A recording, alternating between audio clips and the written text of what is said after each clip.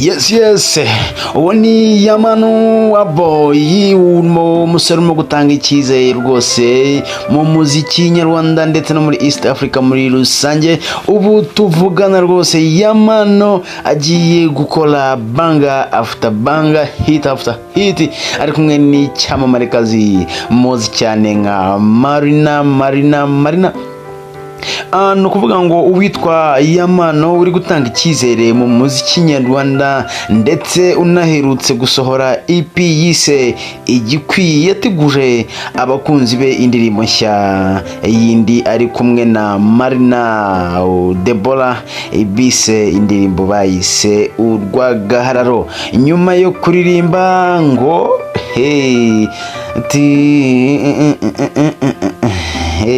ubu noneho bari hafi rwose gusohora indirimbo bise Urwagahararo.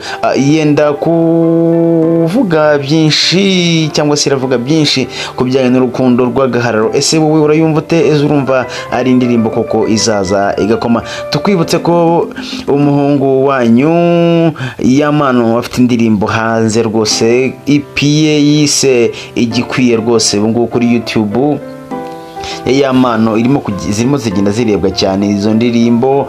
Tukubwira kandi ko Marina ari mu bahanzi kazi bafite izina rikomeye hano mu gihugu cy'u Rwanda rwose. Iyi ni indirimbo izaza igahindura byinshi, muyiteguye rwose muri aya mezi iraje, ikore ibyo watekereza ko itakora rwose, kuko Yamano kwijwi abari hejuru, Marina kwijwi abari hejuru, ku ikaramu Yamano ntago bigishidikana rwose ko kijyanye n'ikaramu. Iyo mvuze ikaramu muhita mubyumva cyane abanyamuziki, kumavuze kwandika rwose Yamano amaze kugaragaza ko ibijyanye no kwandika rwose ari na makemwa.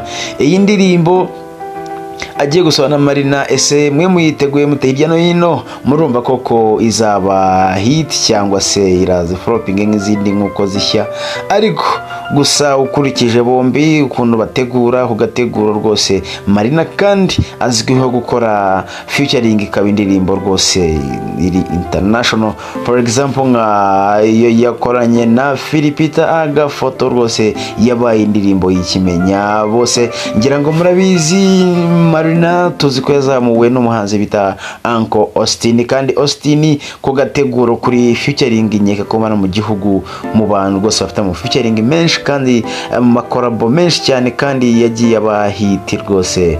Uncle Austin arimo kandi uwo yarambitse ukuboko rwose bicamo, ntago uwo yarambitse akaboko rwose bijya byanga. Nuvuga ngo Yamano ubu ari tayari, meze neza cyane. Marina nawe utagyushirayo ameze fresh sana.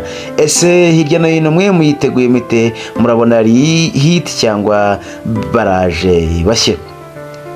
Tukwibutsaho kandi umuhanzi bita Chris Easy ndetse n'umuhanzi bita Kevin Kade. Amakuru rwose breaking news ugiye ukura ngakwitinze wawe na yindi nuko uwitwa Kevin Kade na Chris Easy bagiye gukorana EP rwose iyi ndirimbo bafatanyije ari babiri. Ese urabona ari cyo bazakora nyuma yo gukora Jigumira?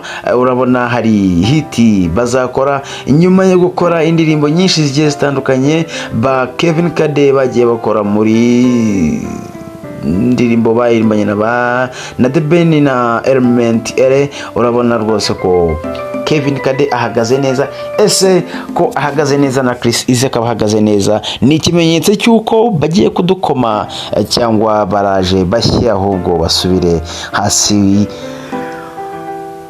kurusha uko bo bikeka? Ariko gusa ndabizi n'abahungu bakunda gutegura kandi baduhereza ibintu bifatika kuvana kera na kare kose. Ni abahungu bazwiho gukora amahiti, ni ba hitmaker that we have here in Rwanda. Yes, let's wait them, let's wait their EP, yes, extended D. Yes, nukuvuga ngo ubu rwose bo bameze nabi cyane, ibintu barimo barabishyira ku murongo pole. Reka twitegure, batubwiye ko muri samba rwose bazadutsibura ipi yabo iryoshye cyane.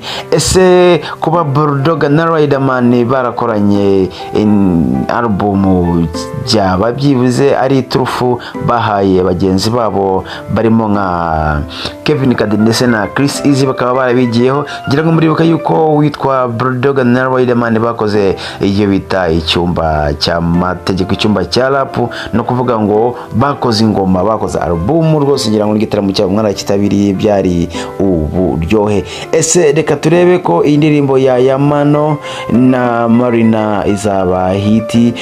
Turebe kandi nimba Chris Easy na Kevin Kade album bazashyira hanze na yizaba hiti. Hirya no hino izo nizo nkuru zirimo kugenda zivugwa, tutibagiwe kandi reka tujye muri filime gatoya. Uwitwa Regis Captain we na Miki rwose bakomeje kuri koroza. Abantu bakira filime bamaze iminsi bafite agateguro rwose, bahagaze neza cyane kandi urabona yuko birimo kugenda bibehira. Urugero witwa Titi Brown ndetse na Nyambo nabo bakoze ka prank basanga batanyeho, ariko at the end baza kongera kwihuza kandi bahuye muri filimi. Ngira ngo nigiye kuri YouTube ya Titi Brown ubona ko rwose byatanze umusaruro.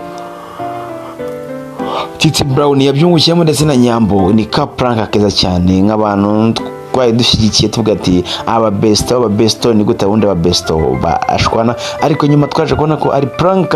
Nyuma yaho barazabakora filimi rwose irimo kubica bigacika.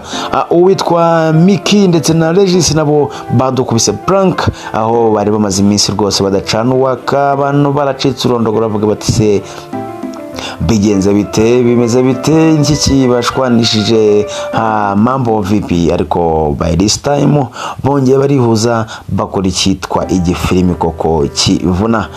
Andi makuru twakubwira nuko tugarutse gato tuvuye mu myidagaduro, ariko nabundi turacyari mu myidagaduro.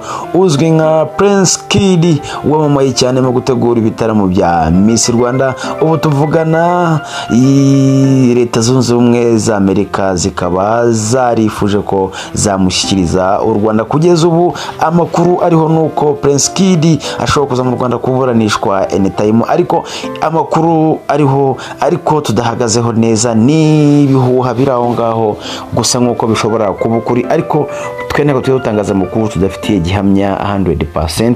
Gusa ikivugwa nuko ngo ashobora kuba yamaze kugera mu Rwanda, aho agiye kwitaba urukiko ku byashinzwa, harimo no kuba yaratorotse ibyashinzwa kuba byinshi. Ubutaha tuzaza tukabavira imuzingo. Ngaye nguko rero uko bihagaze kugeza kuri uyu munsi. Imyidagaduro irimo iragenda iba iduha show, iba uburyohe isaha ku isaha, isegonda ku isegonda.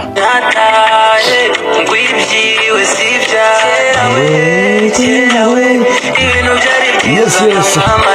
Wakoze cyane kubana nanjye kuva ku munota wa mbere kugeza kuri uyu munota. Niba twatiri kumwereka mbibone ko byibuze twasozanyije, wandike ngo ndakwemera, wandike ngo nemera Yamano, wandike ngo nemera Marina, uvuga uti turatsinze wawe, ati komerezaho muhungu wacu. Yes, my name is turatsinze wawe. Don't forget subscribe on this channel.